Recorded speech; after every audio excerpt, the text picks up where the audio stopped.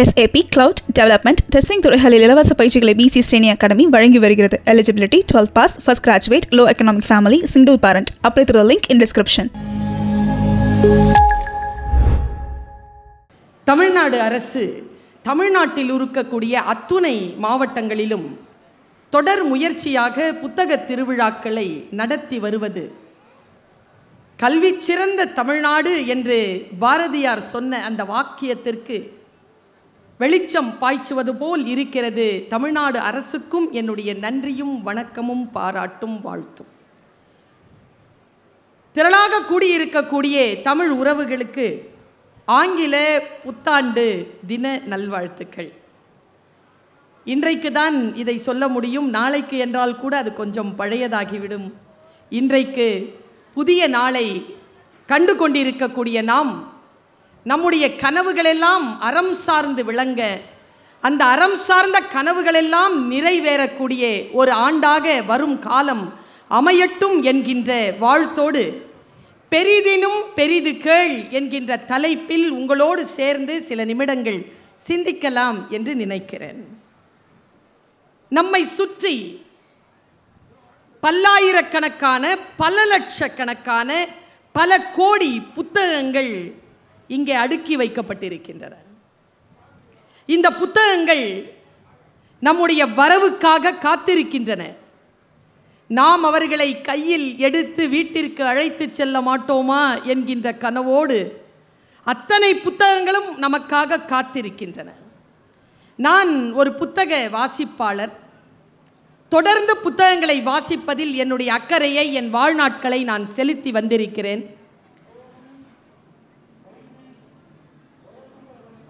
நான் எத்தனையோ புத்தகங்களை வாசித்துக் கொண்டிருக்கிறேன். இன்னும் வாசிப்பதற்கான புத்தகங்கள் என்னுடைய வீட்டிலே என் பார்வையில் காத்து கொண்டிருக்கின்றன. அவை எல்லாவற்றையும் படித்து முடித்து விட வேண்டும் என்கின்ற பேரார்வத்தோடு என்னுடைய வாழ்நாட்கள் கழிந்தபடி இருக்கின்றன. எந்த புத்தகங்கள் இவை?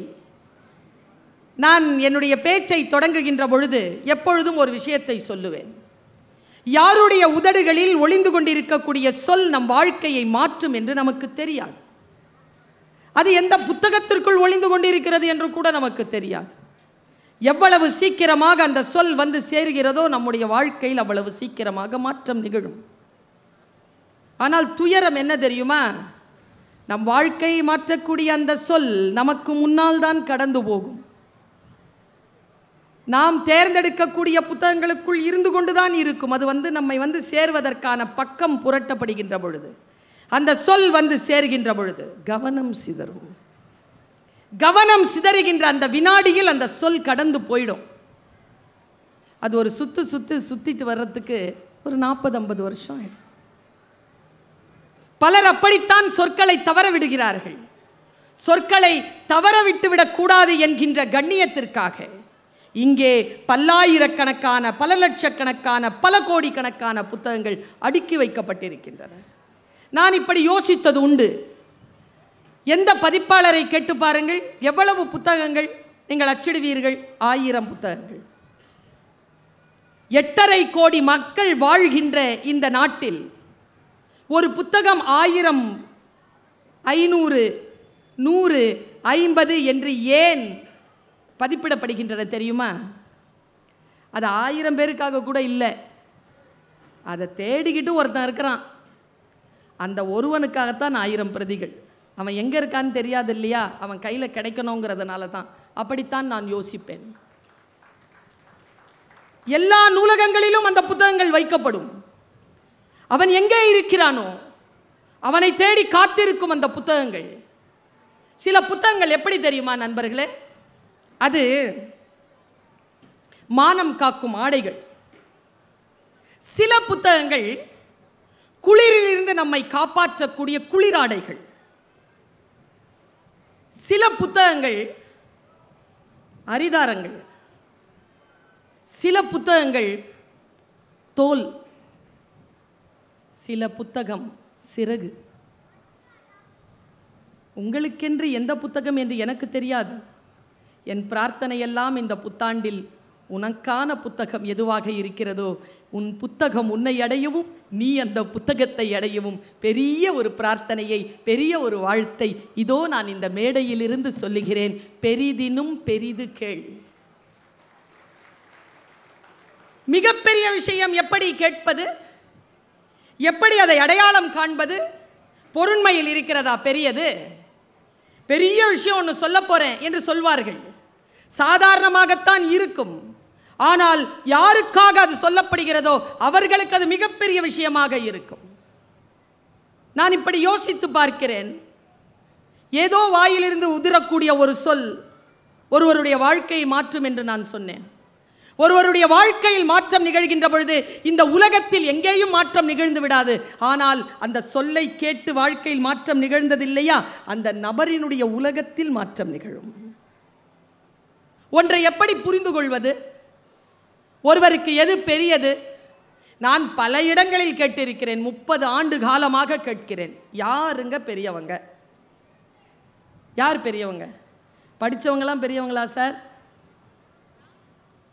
படித்தவங்க பெரியவங்களா? இல்லைங்கிறாங்க ஒரு அம்மா. அதிகாரிகள், ஆட்சியாளர்கள், யார் பெரியவர்? யாரை கேட்டாலும் வாயில வார்த்தை வருது, என் புள்ள பெரிய ஆளா வரணும். அப்படின்னா என்ன? யாருக்குமே விளக்கம் தெரிவதில்லை. நான் சொல்லட்டுமா? உங்கள் குழந்தையினால் உங்களால் 4 பேருக்கு நன்மை நடக்கிறதா, நீங்கள் தான் இந்த சமுதாயத்தில் பெரிய ஆள். அந்த நோக்கத்தோடு நாம் இயங்குகிறோமா? நான் ரொம்ப பெரிய விஷயத்தை ரொம்ப சாதாரணமாக சொல்றேன். பலர் நம்மில் இருக்கக்கூடிய பல பேருக்கு இது புரிவதே இல்லை. நான் 2 கேள்வியை இந்த மன்றத்தில் வைக்கிறேன். வீட்டில் போய் இந்த 2 கேள்வி, இந்த சகோதரி சொன்ன இந்த 2 கேள்வியை மீளாய்வு செய்யுங்கள். உலகத்தில் எது பெரியது என்று நீங்கள் ஒருவேளை கண்டுகொள்ளக்கூடும். நீங்கள் எங்கே இருக்க விரும்புகிறீர்கள்? Find out the answer. Youth நிறைய பேர் வந்திருக்கிறீங்க, பெண்கள் நிறைய பேர் இருக்கிறீர்கள், ஆண்கள் இருக்கிறீர்கள், முதியவர்கள் இருக்கிறீர்கள், குழந்தைகள் இருக்கிறீர்கள். நீங்கள் எங்கே இருக்க விரும்புகிறீர்கள்?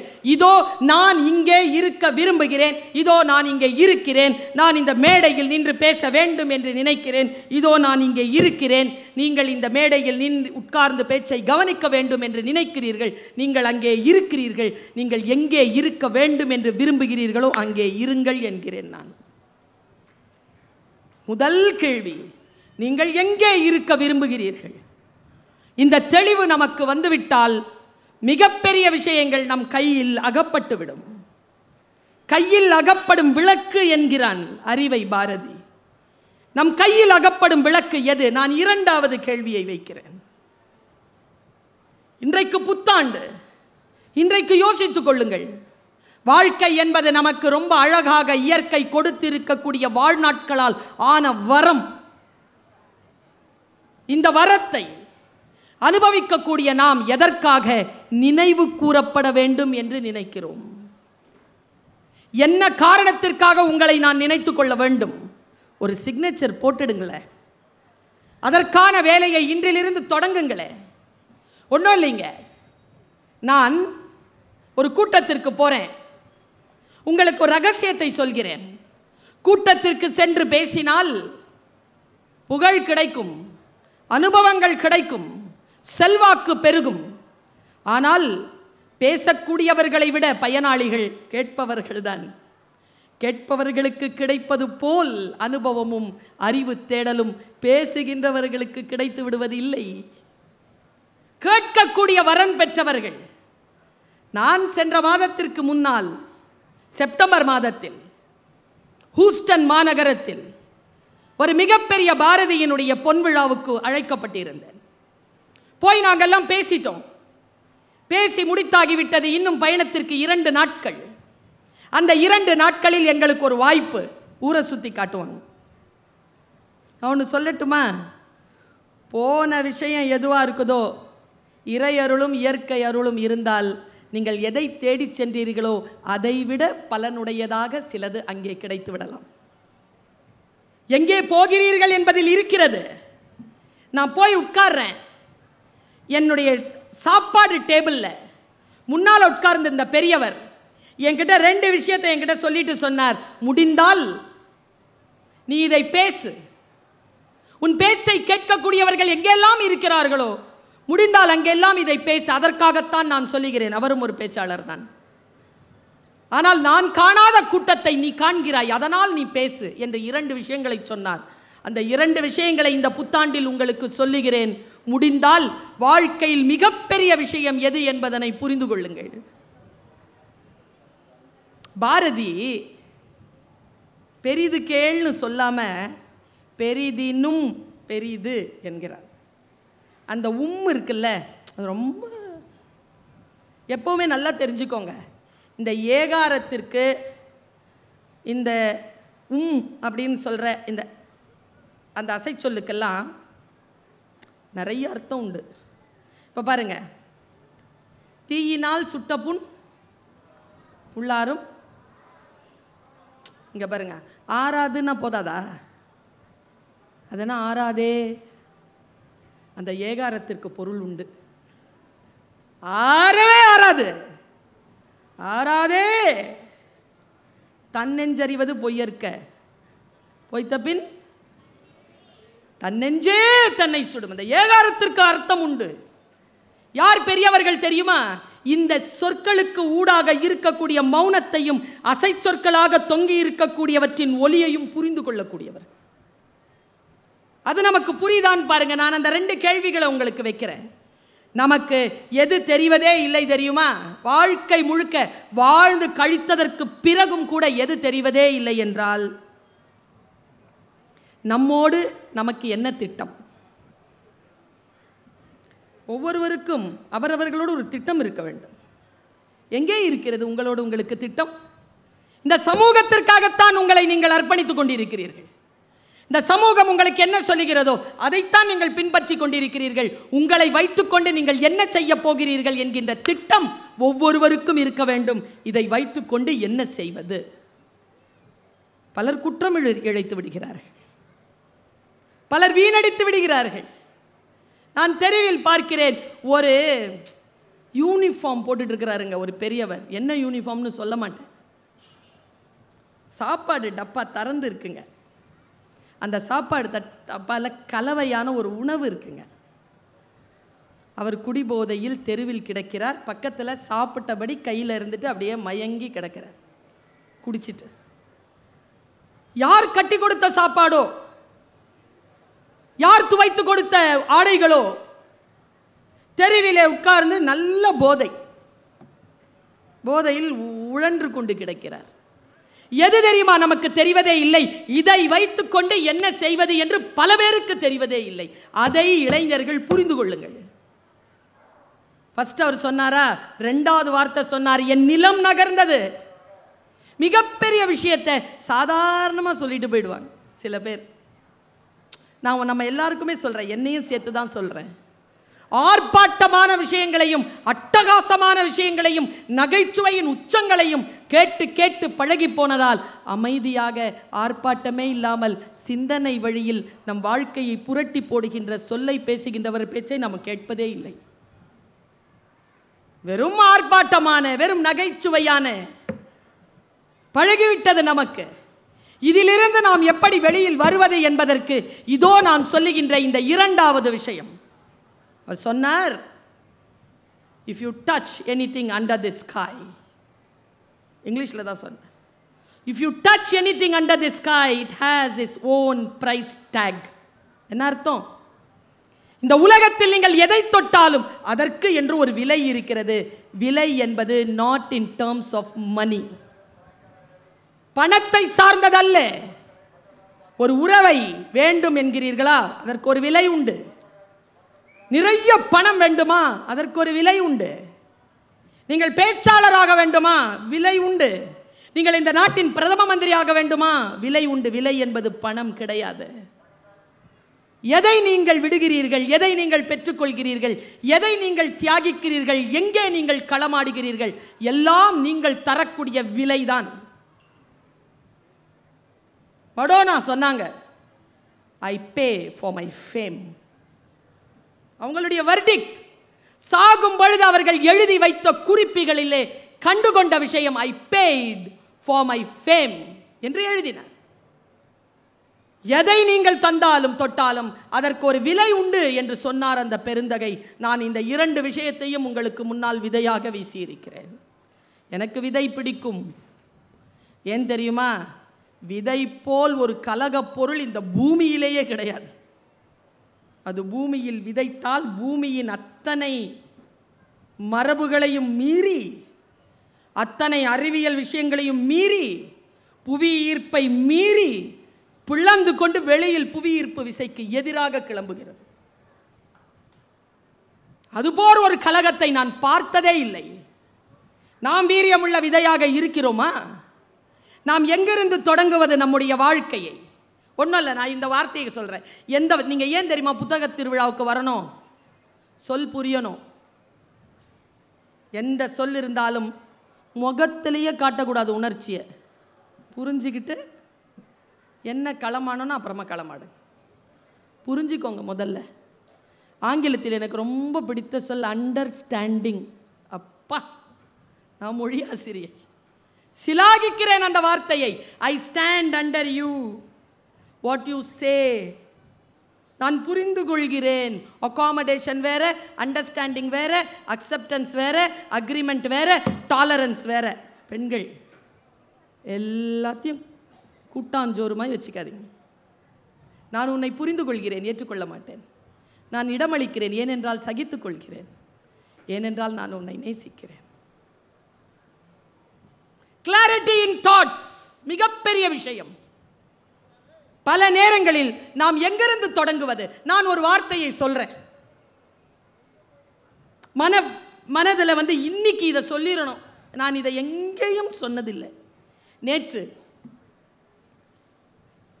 முன்தினம் விமானத்தில் பயணம் செய்து கொண்டிருக்கிறேன். பக்கத்தில் மேனாள் தமிழ் வளர்ச்சித்துறை இயக்குனர் மா ராசேந்திரன் உட்கார்ந்திருக்கார். அவரும் நானும் தமிழ் பேசிக்கொண்டு வருகிறோம். ஆழமான தமிழ் விஷயங்களை அவர் பேசுகிறார். நான் உங்கள் எல்லோருக்கும் சொல்லுகிறேன், தமிழ் உறவுகளை, எங்கே நிற்க வேண்டும், யார் பேச்சை கேட்க வேண்டும் என்பதனை முடிவு செய்யுங்கள். யாரோ ஒருவர் முடிவு செய்யக்கூடாது.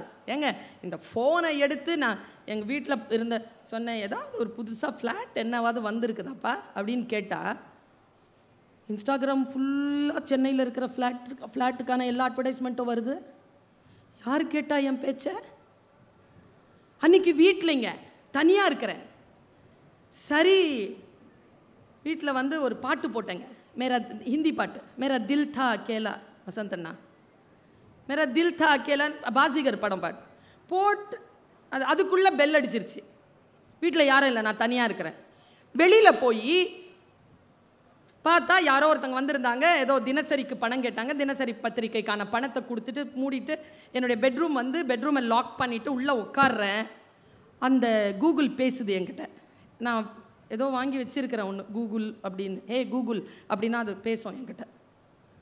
ஹே அலஸ்கா அப்படின்னு நான் பேசுவோம்ல, அந்த மாதிரி ஹே கூகுள் அப்படின்னு பேசுவேன். நான் அதுக்கிட்ட சொல்லிட்டேன் ஒரு வேலையை. அது என்ன சொல்லுது? Sultana, I think you are back. பொம்பளை குரலில் பேசுது. நான் ஃபிக்ஸ் பண்ணி வச்சுருக்கிறது ஆம்பளை குரல். ஏன்னா சொல்கிற பேச்சு எல்லாரும் பொம்பளை குரல்லையே கேட்டு கேட்டு பழகிட்டோமா, சர்வீஸ் வாய்ஸ். நான் என் வீட்டில் அந்த சர்வீஸ் வாய்ஸாக ஆம்பளை குரலாக மாற்றி வச்சுருக்கேன். சரியா? அது பாதிக்கப்பட்டவர்கள் மட்டும் கைத்தட்டினார்கள். அந்த சர்வீஸ் ஆண் குரல் மாதிரி பெண் குரல் வருது. பெண் குரல் என்ன சொல்லிச்சு தெரியுமா? Sultan, I think you are back. Please sit down. Have a glass of water. I am really wanted to connect with your feelings. Take your mobile and call Ami. நான் அம்மின்னு போட்டு வச்சிருக்கிறது எங்கள் அம்மா. AMMI அம்மின்னு கூப்பிடுவோம் உருதுல. என்னடா ஆச்சின்னு பார்த்தா, மேரா தில் தா அக்கேலான்னு சொன்னா, என் மனம், என் இதயம் தனிமையில் தவிக்கிறது. அது ப்ளே த சாங்னு சொல்லாமல் அப்ரப்டாக நிறுத்திட்டேன்னா, அது நான் மன உளைச்சலில் இருக்கிறேன்னு சொல்லிட்டு செத்துற போறேன்ட்டு கவுன்சிலிங் கொடுக்குது. என் அனுமதி இல்லாமல். அதுக்கப்புறமா நான் சுவிட்ச் ஆஃப் பண்ணிட்டேங்க. அதை மொபைலில் கூடங்க ரூம்க்கு எடுத்துகிட்டு போகிறதில்ல. பொது இடத்துல வச்சிடுறது. ஆனால் நாம தான் வைக்க முடியாத. பல பேர் பாத்ரூமில் கூட எடுத்துகிட்டு போகிறாங்கன்னு ஏன்னு கேட்டேன். தனியாக போகிறதுக்கு பயம். நாங்கள் சைக்காட்ரிக்ஸை இல்லையா, ஃபோனை தனியாக விட்டுட்டு போகிறதுக்கு பயம். ஏன் கைத்தட்டுறீங்கன்னு எனக்கு தெரில. ஏதாவது மாற்றணும்ல, நம்ம எங்கேயாவது நிறுத்தணும்ல. நம்ம எங்க பெரிய விஷயம் பேசிட்டு இருக்கிறேன், நான் அமைதி குலைகின்ற விஷயங்களை பேசிக் கொண்டிருக்கிறேன். இந்த நானும் ராஜேந்திரன் ஐயா அவர்களும் பேசிக்கொண்டே வரும்பொழுது ஒரு சின்ன ஒரு கான்வர்சேஷன், அப்படி ஒரு பிக் பேங் தியரி மாதிரி இப்படி வெடிச்சுதுங்க. விமானம் போயிட்டு இருக்க அவர் மெதுவான குரல்ல பேசுறார். 73 வயது ஐயாவுக்கு, தமிழ் அறிஞர். என்கிட்ட இப்படி ஏதோ ஒன்று பேசிட்டே இருக்கும்போது எனக்கு மனசுக்குள்ள காட்சிகள் விரியுது. பாருங்க, நம்ம வாழ்க்கை எவ்வளவு பெரிய சோகம்னு காலையில் எழுந்திருக்கிற எல்லாருக்கும் தெரியும் இல்லை? எதுவுமே நிம்மதியாக இல்லை அப்படின்ட்டு காக்கைகளாய் ஓடுகிறோம். உங்களுக்கு தெரியுமா, குயிலுக்கு, காக்கைக்கு, பச்சை பறவைகளுக்கு இருக்கக்கூடிய பிரச்சனை தெரியுமா? நமக்கு தெரியாது. உதாரணத்துக்கு சொல்கிறேன். பறவைக்கு, நம்ம வீட்டில் வந்து நான் வெஜிடேரியன் சமைக்கிறவங்களுக்கு முட்டைக்கோழி அப்படின்னு சொன்னால் ரொம்ப பிடிக்கும். முட்டைக்கோழியை வந்து சமைப்பாங்க. முட்டைக்கோழின்னா என்ன அர்த்தம்னா, அது முட்டை போட்டிருக்காது, ஆனால் போடுற லெவலில் இருக்கும். நிறைய அது உள்ளே எடுத்து பார்த்தீங்கன்னா நிறைய முட்டைகள் இருக்கும். அது முட்டைக்கோழி சாப்பிட்றதும்பாங்க. என்னைக்காவது அந்த ஆயும் பொழுது, அந்த கறி ஆயும் பொழுது யாரேனும் ஓடுடைய முட்டையை கண்டெடுத்துருக்குறோமா? ஓடு இருக்கிறது இல்லை முட்டையை கோழிக்கிட்ட. அப்போது அந்த கோழிக்கு ஓடு எப்போ வருது? முட்டை வெளியில் வருகின்ற சில நிமிடங்களுக்கு முன்னால் தான் ஓடு கட்டுமா. இப்போ நான் இதெல்லாம் விட்டுறேன், இதெல்லாம் சயின்ஸு, நீங்கள்லாம் பார்த்துக்கோங்க. எனக்கு எங்கே கவலை தெரியுமா, அந்த ஓடு கட்டிய உடனே அது வந்து முட்டை போட்டாகணும். பல பறவைகள் ரொம்ப திட்டமிட்டு கூடு கட்டி கொள்ளும். கூடு கட்டவே தெரியாதுங்க ஒரு பறவைக்கு, குயில்.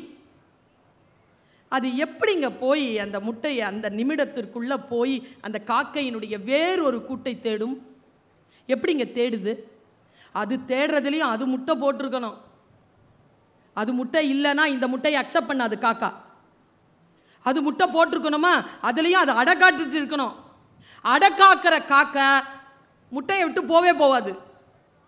அப்போது அடை காக்கிற முட்டையும் இருக்கணும், காகமும் இருக்கக்கூடாது, அந்த கூட்டையும் கண்டுபிடிக்கணும். இத்தனையும் அந்த 1 மணி நேரத்தில் அந்த பறவை செய்யணும். அது என்ன பண்ணுமா, ஆண் பறவையை சேர்த்துக்குமா. ஆண் பறவையை சேர்த்துக்கிட்டு அது போய் அந்த இடத்த லொக்கேட் பண்ணிவிட்டு, ஆண் பறவை அந்த காகம் இருக்குல்ல, அந்த காகத்தை, அந்த பெண் காகத்தை சீண்டி அதை அந்த கூட்டிலேருந்து கிளப்பி தூரமாக கொண்டு போகுமா. அதை தூரமாக கொண்டு போகிற அந்த நிமிடங்கள் இருக்குல்ல, அந்த நிமிடங்களுக்குள்ள இந்த குயில் அந்த இடத்துல முட்டையிடுமா. கொஞ்சம் நினச்சி பாருங்கள் இந்த ஸ்ட்ரகிளை நினச்சி பாருங்க. நீங்கள் அந்த முட்டை போட்டுட்டு அது வந்துடும். அம்மா அப்பா 2 பேரும் வந்துட்டு தூரத்தில் இருந்து பார்க்குமா. இதில் எங்கே தெரியுமா ஸ்ட்ரகிள் ஆரம்பிக்குது? முட்டை போட்டதுக்கு பிறகு அம்மா அப்பாவுக்கு ஸ்ட்ரகிள் தீர்ந்துருச்சு, ஆனால் அந்த முட்டைக்கு ஸ்ட்ரகிள் ஆரம்பிக்குது. இந்த முட்டை இருக்குல்ல, அது அடை காக்கிறதுக்கு பிறகு கொஞ்ச நாளில் அது வெளியிலேருந்து குஞ்சு வரும். குஞ்சு வரும் பொழுது காக்காய்க்கு தெரியாது இது தன் குஞ்சு இல்லைன்னு. ஆனால்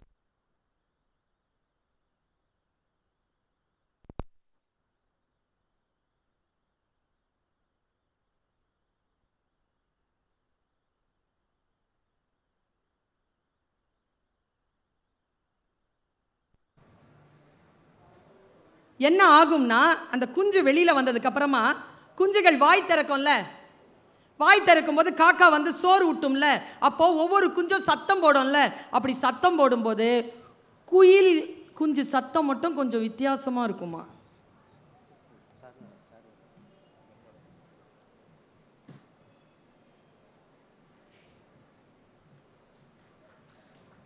தர்வேஸ் அவர்களை வணங்கி வரவேற்கிறோம். அந்த காக்கை குஞ்சுகள் வாய் திறந்து சத்தமிட்டு தாயினுடைய அந்த உணவை வாங்கி கொண்டிருக்கும் பொழுது இந்த குயில் குஞ்சு இருக்குல்ல, அதுவும் கத்தும் தானே, பசின கத்தும் தானே. அப்படி பசியில் கத்தும்போது காக்கா இருக்குல்ல, அது சோறு போடுறதை நிறுத்தி அந்த குஞ்சை பார்க்குமா, என்ன டிஃப்ரெண்ட்டாக கத்துற, எங்கே நம்ம ஃபேமிலி வாய்ஸ். அது மறுபடியும் அதே வாய்ஸில் கத்தும்போது அது தொண்டையில் காகம் தன்னுடைய அலகினால் கொத்துமா. கொத்தும்போது ஒரு கத்தம் பாருங்க, அந்த கத்து வந்துருச்சுன்னா, அந்த வலிக்கு கத்து வந்துருச்சுன்னா அடுத்த ஓரிரு நாட்களில் அந்த குஞ்சு அந்த கூட்டை விட்டு பறந்து போயிடும், இல்லைன்னா சைலண்டாக தான் இருக்கும். அதனால்தான் பாரதி பாட்டிசைத்த பொழுது பராசக்தியிடம் கேட்ட பொழுது, தாயே அந்த கத்தும் குயிலோசை சற்றே வந்து காதில் பட வேண்டும். எதுக்கு? வலியில் வேதனையில் அடையாளம் தெரியாத யாரோ ஒருவருடைய அரவணைப்பில் தன்னுடைய வாழ்க்கை இனியும் இருக்காது, அடுத்து நான் வாழ்க்கையை சந்திக்க போகிறேன் என்ற பொழுது உள்ளிருந்து பீரிட்டு எழுகின்ற அந்த கத்துகின்ற ஓசை இருக்கு இல்லையா, அது கவிஞன் காதுகளுக்கு கேட்கிறது, எழுத்தாளரின் காதுகளில் விழுகிறது. அந்த ஓசைதான், அந்த ஓசையை எழுதுகிறான் ஒரு புலவன். இங்க தர்வேஷ் சார் உட்கார்ந்திருக்கார்ல, இவரை நம்மில் பல பேருக்கு தெரியும், பல பேருக்கு தெரியாது. யார் இவர்? ஒரு ஆட்சி பணியில் இருக்கின்றவர், அவர்தான். நானெல்லாம் நேரடியாக உட்கார்ந்து பேசக்கூடிய வாய்ப்பு கூட பெற்றவள் இல்லை. ஆனால் பெரம்பலூர் என்கின்ற இடத்தில் கல்வி என்பது மிக பெரிய கடினமான ஒரு பணியாக இருக்கக்கூடிய சூழ்நிலையில் ஆட்சி பணியில் சென்று உட்கார்ந்த அந்த நேரத்தில் அங்கே புத்தக திருவிழாவை வெற்றிகரமாக நடத்தி காட்டி அந்த இடத்தில் கல்வியை, வாசிப்பு பழக்கத்தை முன்னிறுத்திய பெருந்தகை இன்னைக்கு வந்து உட்கார்ந்திருக்கார். யாரோ ஒருவர் செய்கிறார்கள், அவர்களுக்கு கத்தும் குயிலோசை கேட்டு விடுகிறது. எங்கோ யாரோ கதறிக்கொண்டிருக்கிறார்கள், அவர்களுக்கான ஆதரவு வேண்டும் என்று அவர்களுக்கு புரிந்து போகிறது. ஒன்று சொல்லுகிறேன், இன்றைய நாளில் சொல்லுகிறேன். தாந்த்ரா என்கின்ற ஒரு புத்தகத்தில் ஓஷோ சொல்லுகிறான், சோகமாக இருக்காதீர்கள். உங்கள் வாழ்க்கையில் நீங்கள் செய்யக்கூடிய ஆகப்பெரிய குற்றம் சோகமாக இருப்பதுதான். மகிழ்ந்திருங்கள், மகிழ்ச்சியாக இருங்கள், மகிழ்வதற்கான வாய்ப்பை தேடாதீர்கள். வாழ்க்கையின் உயிரோடு இருக்கக்கூடிய வினாடிகளே மகிழ்வதற்காகத்தான் தரப்பட்டிருக்கின்றன என்று எழுதுகிறார் ஓஷோ. நான் இப்படி யோசிக்கிறேன், சீசருங்கிற ஒருத்தனை எனக்கு ரொம்ப பிடிக்குங்க, அவனை, ஜூலியட் சீசர். நான் ஒரு மோட்டிவேஷனல் ஸ்பீக்கர், எதை பார்த்தாலும் அதில் ஏதாவது ஒரு மோட்டிவேஷன் இருக்கான்னு பார்ப்பேன். நான் மண்டை கிளம்பி வெளியில் வருகிறது விதைன்னு சொன்னல, அந்த மாதிரி நான் அப்பன் தோண்டிய கிணறு என்பதற்காக உப்பு தண்ணீரை எல்லாம் குடிப்பதில்லை. நான் யோசிப்பது உண்டு, எது சரியோ அதை அந்த வழியில் போவது உண்டு. இறை நம்பிக்கை கொண்டவள் நான், இதை சொல்லுவதில் எனக்கு எந்த வருத்தமும் இல்லை. யோசித்து பார்த்தால் நாம் எந்த இடத்தில் நம்முடைய சிந்தனையை செலுத்துகிறோம் அந்த இடத்தில் ஒன்றும் இல்லைங்க. சாதாரணமான வறுமையான மாநகராட்சி பள்ளிக்கூடத்தில் கூட படிக்க வைப்பதற்கு சாப்பாடு கொடுத்து அனுப்ப கூட முடியாத வறுமையான குடும்பத்தில் பிறந்தவள் நான். ஒரு விஷயத்தை மட்டும் புரிஞ்சுக்கிட்டேங்க, ஒரு விஷயம்தான் என் ரகசியம். பெரிய விஷயம் எனக்கு, உங்களுக்கு சின்ன விஷயம்.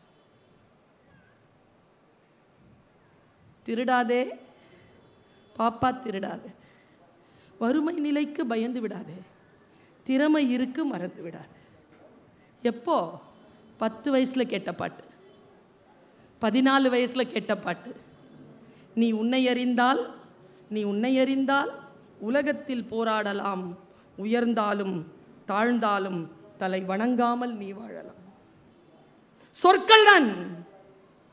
எனக்கு சீசரை ஏன் பிடிக்கும் தெரியுமா? சீசர் பேச்சாளராக வர்றதுக்கு, பேச்சு பயிற்சி பண்றதுக்காக எத்தனையோ கிலோமீட்டர் தாண்டி கடல் பயணம் செய்கிறான். வரலாறு போகும்போது கடற்கொள்ளையர்கள் பிடிச்சிடுறாங்க அவனை. அவன் ஒரு தளபதி, அவ்வளவுதான்.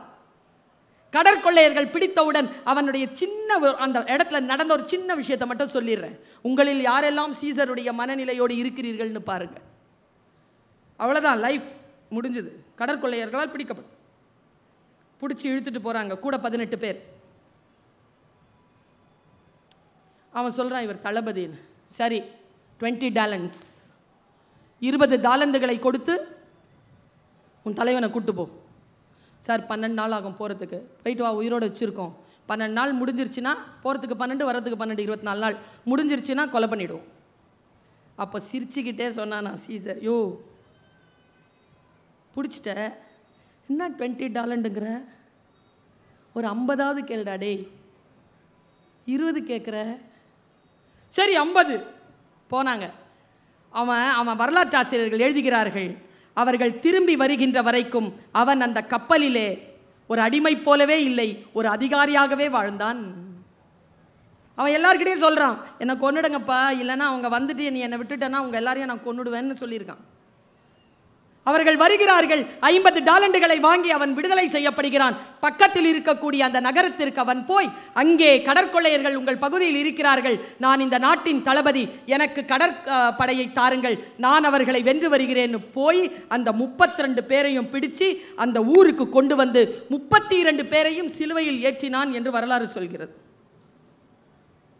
What a man, what a hero.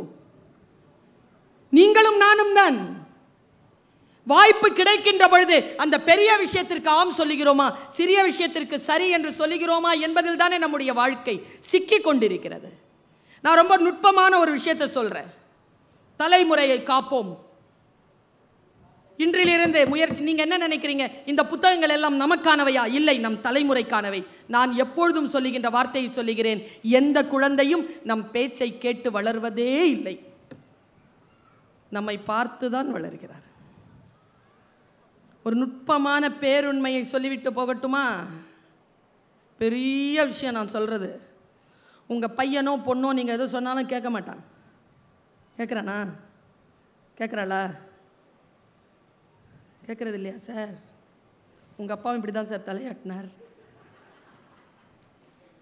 ஆனால் என்ன தெரியுமா சார், இந்த தலைமுறை தான் பெரியவர்கள் பேச்சை கேட்ட கடைசி தலைமுறை.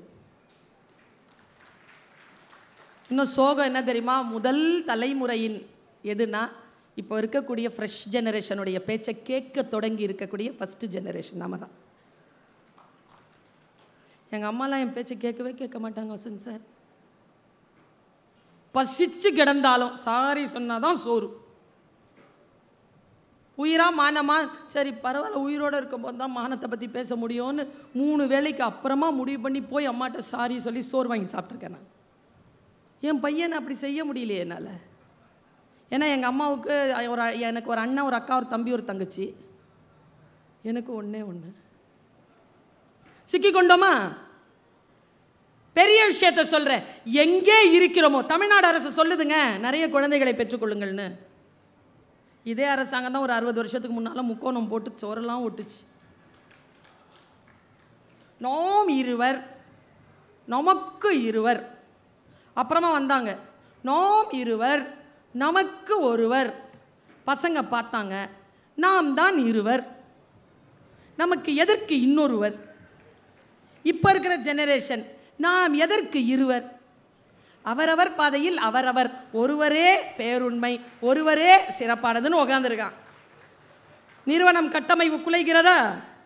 நான் சொல்கிறது பெரிய விஷயம். இப்போ சொல்கிறேன், நாம் காப்பாற்றாமல் யார் காப்பாற்றுவது இவர்களை?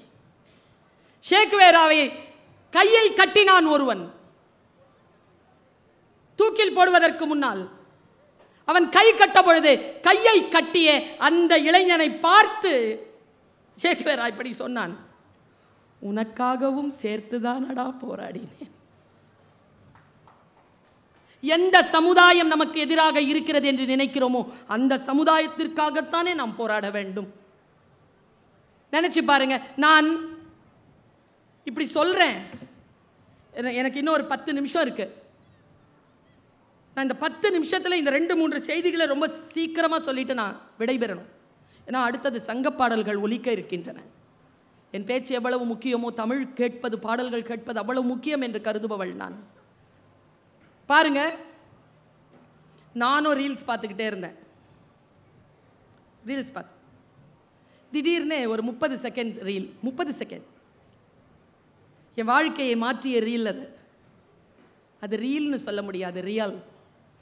REEL இல்லை, REAL, ரியல். ஒரு வெள்ளைக்காரன், அது நம்ம நாட்டில் எடுக்கல, வெள்ளைக்காரன். அவன் இப்படி நடந்து போகிறான், கையில் கேமரா, நடந்து போகிறான். அவனுக்கு பின்னால் அவனை ஃபோட்டோ எடுக்கிறான் ஒருத்தன், அவனை கேமரா எடுக்கிறான். 2 கேமராவும் நமக்கு போகுது முன்னால். அவன் நேராக ஒரு நதி இருக்குது, அந்த நதிக்கிட்ட போகிறான். என் வாழ்க்கையில் மாற்றம் நிகழ்ந்தது. உங்கள் வாழ்க்கையில் மாற்றம் நிகழ்தான்னு பாருங்கள், இல்லைன்னா நிகழும். பேரன்பு கொண்டவர்கள் நாம், அறம் சார்ந்தவர்கள் நாம், நிகழும். தமிழ் படித்தவர்கள் நாம், நிகழும்.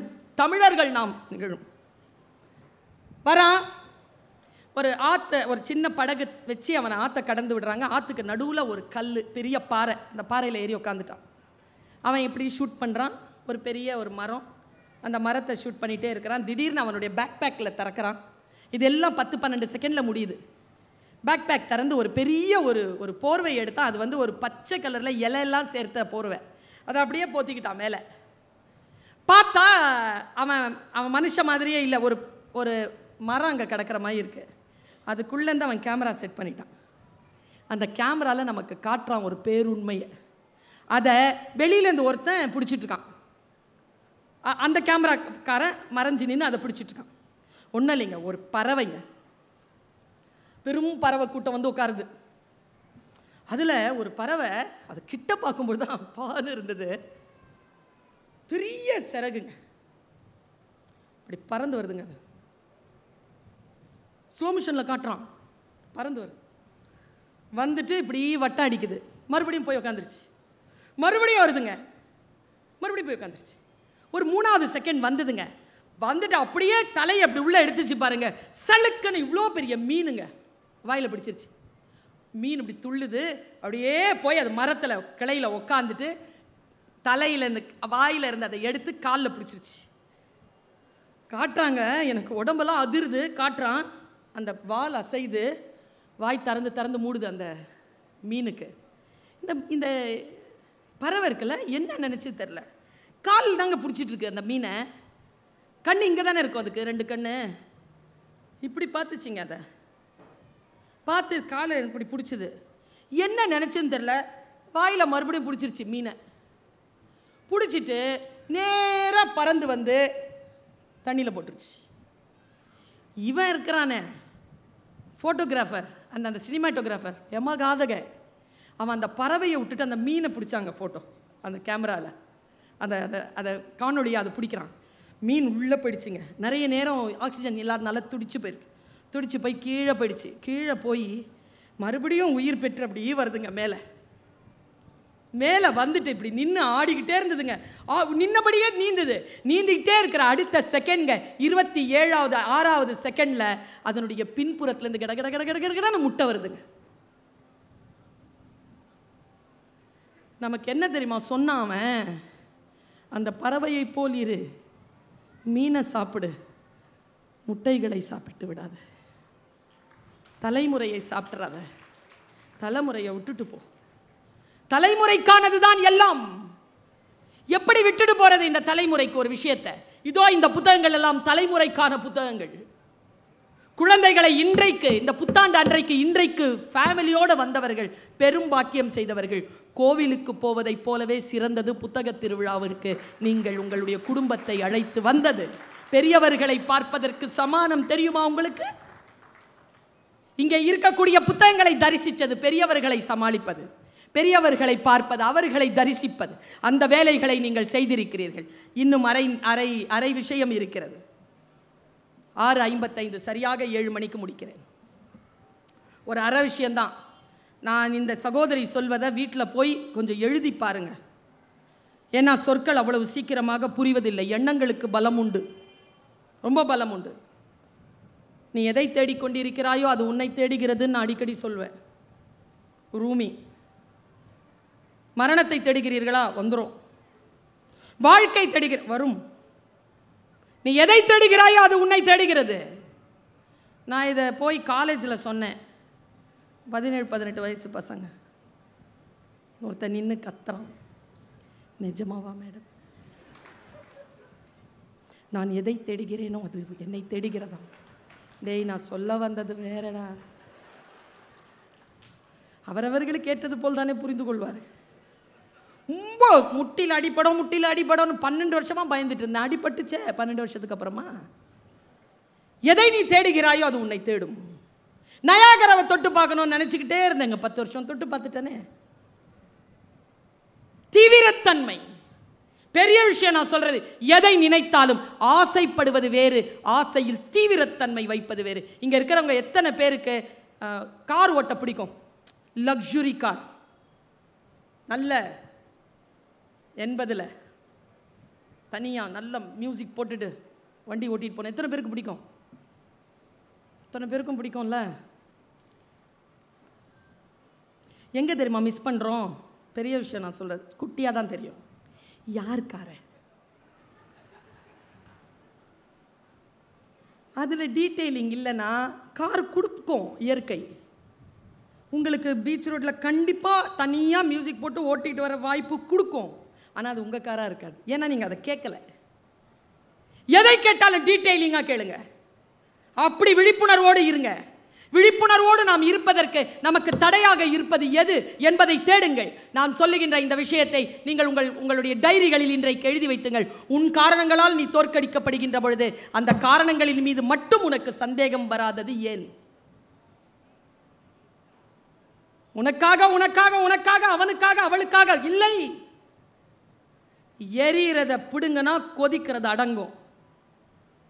எதை இழுக்கிறது? உன்னிலிருந்து தொடங்கு. எப்படி என்னிலிருந்து தொடங்குவது? இதுதான் நான் கடந்த 3 மாதங்களாக என்னுடைய மனம் ஆறுகின்ற வரைக்கும் இதை நான் சொல்லிட்டு, முக்கியமா பெண்கள், இளைஞர்கள், பெரியவங்க இருக்கிறோம் இல்லையா, அவங்களுக்கான வாழ்க்கையில பெரிய சோகம் எது தெரியுமா? மனமுறிவு. மனமுறிவு போல் சோகம் வேறு கிடையாது. ஆனால் நமக்கு தெரிகிறதே இல்லை நம் குழந்தைகள் எப்படி அனுபவிச்சுட்டு இருக்காங்கன்னு. அவங்களுக்கு நடக்கிற ஒவ்வொரு பிரேக்கப்பும் ஒரு மனமுறிவு தான். அவ்வளோ வலிச்சு கிடக்குதுங்க. நமக்கு யார் யாரோ ஹீரோ. எனக்கெல்லாம் வந்தியத்தேவன் தான். ஆனால் அந்த படம் பார்த்ததுலேருந்து நான் கனவுலலாம் வருவாங்க 9th ஸ்டாண்டர்டில், ஏய் பேபி கம் அப்படின்னு பஞ்சக்கல்ல எனக்கு குதிரையிலலாம் வந்து கூட்டு போவான்லாம் நினச்சேன். இப்போ படம் பார்த்துட்டோன்னு நினச்சேன். நல்ல வேளை வரல எப்பா. என் வந்தியத்தேவன் வேறு, என் ஹீரோ வேறு, என் புத்தகம் வேறு. ஓஷோ கிட்ட கேட்டா 10 புத்தகங்களில் முதல் புத்தகம், அவர் ஒரேஷியஸ் ரீடர், அவர் 10 புத்தகங்களில் முதல் புத்தகமாக மிர்தாதின் புத்தகத்தை சொல்லுகிறார். என்னிடத்தில் கேட்டால் நான் வேறு சொல்லுவேன். ஒவ்வொருவருக்கும் ஒரு வாழ்க்கை, யாரை போலவும் யாரும் இல்லை. ஆனால் ஃபார்முலாவை மட்டும் தெரிஞ்சுக்கோங்க. யூத்துக்கு ஒரு விஷயத்தை அப்படி கொடுத்துட்டு போகிறேன். நான் ஒரு நாட்டுக்கு போயிருக்கிறேன், அங்கே பேசுகிறேன். ஒரு நல்ல ஒரு பெண்ணம்மா, ஒரு 40-45 இயர்ஸ் இருக்கும், ரொம்ப அழகாக இருந்தா, பயங்கர மேக்கப் போட்டிருந்தா. நான் பேசி முடிச்சிட்டேன். பேக் ஸ்டேஜில் வந்து ஃபோட்டோ எல்லாம் பிடிச்சிப்பாங்க இல்லையா, அப்படி வந்தா கையை பிடிச்சி தேங்க்யூ தேங்க்யூ தேங்க்யூ தேங்க்யூண்ணா. ஓகே, 8 வருஷமாக மனச்சிறையில் இருந்தேன். உங்கள் பேச்சு கேட்டேன், ரிலீஸ் ஆகிட்டேன். தேங்க்யூ. இன்னிலேருந்து நான் வேற போயிட்டா வெளில. நான் இன்னும் யோசிக்கிறேன். 45 நிமிஷம் பேசினேன், 18 பாயிண்ட் பேசியிருக்கேன். எது இந்த அம்மாவை பாதிச்சுது தெரிஞ்சுதான் நம்ம சுருக்கமாக சொல்லலாமே. நேராக குளிரையும் பொறுத்தான், கனடா குளிரையும் பொறுத்தான் வெளியில் ஓடிட்டேன். அது BMW மெர்சிடிஸோ அப்படி திறக்குது. இரு வாங்க, 18 பாயிண்ட் சொன்னேன். எந்த பாயிண்ட் உன் மனசில் ஓடு விடச்சுது சொல்ல. அதை என்னுடைய மக்களுக்கும் திருப்பி சொல்லுவேன்ல, சொல்லு. அந்த அம்மா சொல்லுச்சு. சொல்லிட்டுமா? 2 நிமிஷம் சொல்லட்டுமா? எல்லாரும் சொன்னதான் சொல்ல, எல்லாரும் போய் உட்காந்துருவேன். வேணாம் வேணாம், உங்களை போலவே நானும் பாட்டுக்காகவும் காத்திருக்கிறேன். பாருங்க, ஒன்றும் இல்லைங்க, இதுதாங்க மேட்டர். இதுதான் சொன்னேன். இன்னைக்கு இந்த செய்தியை எடுத்துட்டு போங்க.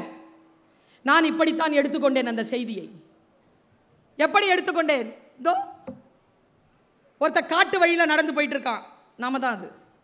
அங்கே ஒரு பெரிய பாம்பு புத்து, ஒரு கருநாகம் வந்து இப்படி நின்றுச்சு. பாம்பு பயந்து போய் வேற பக்கம் போனான். பாம்புக்கு அரவம்னு பேர். அது நீங்கள் எங்கே போனாலும் வந்துடும், விட்டுட்டு போனாலும் வந்து நிற்கும். அது வருதுன்னு தெரியாமல் இவன் நடந்தானா, அது வந்துட்டு காலில் கொத்திருச்சு.